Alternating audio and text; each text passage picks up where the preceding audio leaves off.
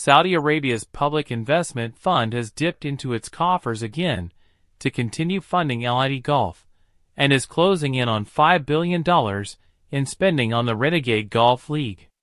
In its latest newsletter, Money and Sport reported recent filings indicate LIV Golf Investments, the parent company for worldwide LIV Golf operations, has increased its authorized share capital twice in 2025, $330 million on January 16, and a further $344.3 million on April 25, for a total of $674.3 million this year.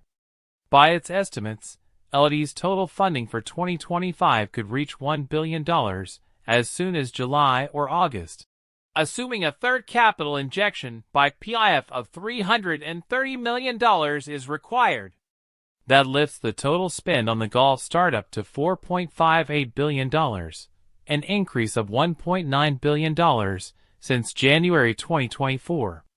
In a previous post, Money and Sport predicted the PIF investment in LIV Golf would reach $5 billion by the end of 2025.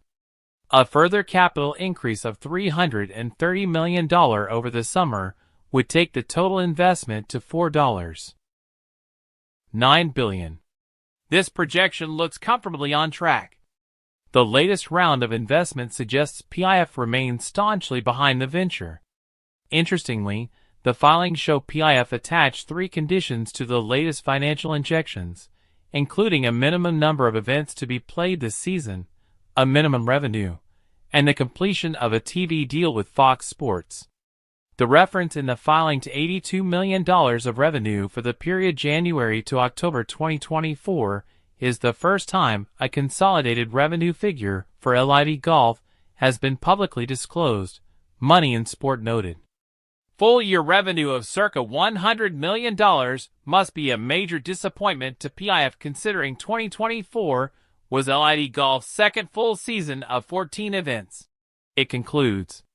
The revenue benchmarks beg the question as to why PIF has not done a deal to acquire the DP World Tour.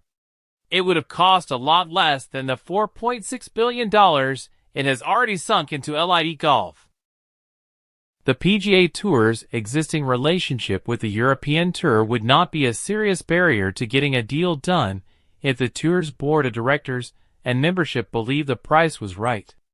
Other conclusions include: the tipping point for PIF and LIV Golf could be the renewal of the deals for the star players. The elephant in the room for PIF is the plunging oil price, which could eventually force it to batten down the hatches and curb spending on LIV Golf. And Money and Sport offered one more question for its readers to ponder. What would have happened if LIV did not meet PIF's conditions? In the worst-case scenario, is PIF willing to pull the plug on LIV? LIV Golf wrapped up a 2-week post-Masters run in Mexico and South Korea and has reached the halfway point of its season.